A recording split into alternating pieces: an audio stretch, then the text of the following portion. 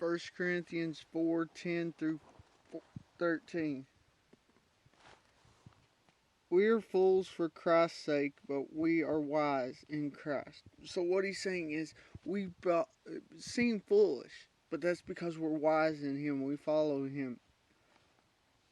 While you through union with Christ. Here's what William says. For Christ's sake we are held as fools, while through union with Christ are men of wisdom.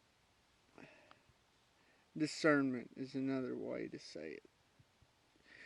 Our discernment needs and our wisdom needs to come from him. Not this world, because this world's discernment changes.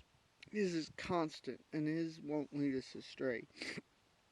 We are weak, but ye are strong. Ye are honorable men, but we are despised. Glory, dishonor.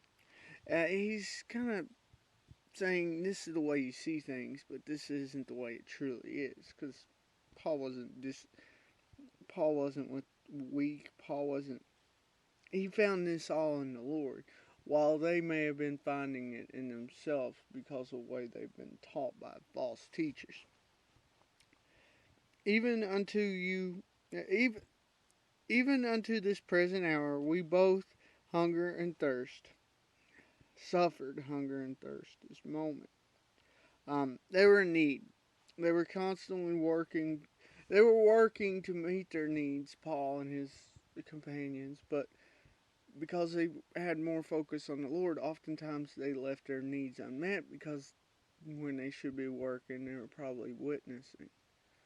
And this would be a common occurrence, I believe, that they'd give up their job more and more to follow God, which meant they'd go without food and things they would need from their work, because the work of the Lord was more important.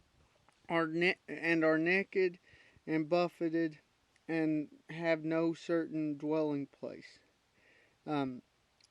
Ill-clad, knocked about, we are waifs, poorly dressed, beaten, homeless. There's other ways of saying that. Corinth should have helped them while they were there. And that's what Paul's pointing out. We're here for you, yet you don't do anything to lend a hand to us.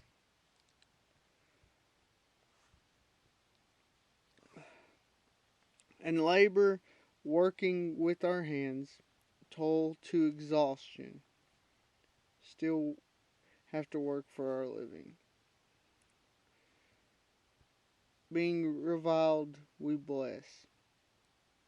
We meet abuse with blessing.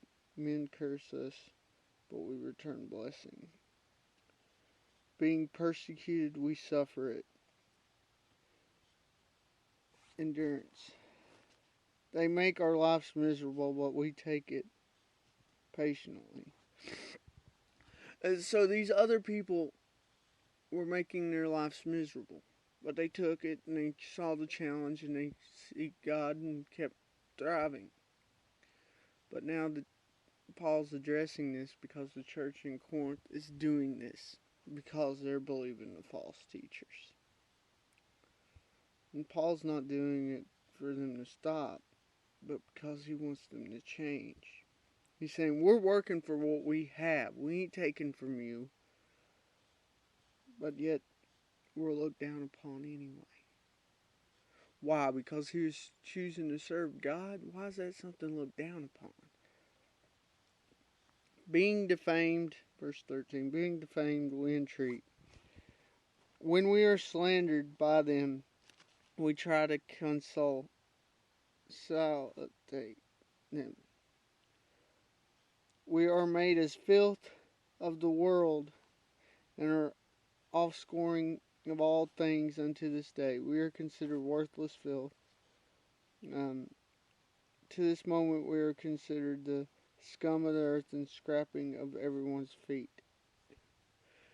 So, because of this false teaching, word spread around the church belittled Paul, to this level to where he was nothing. It didn't matter if he had need as Paul. He isn't anything anyway. And this is how Satan works. God don't work by making people feel like nothing.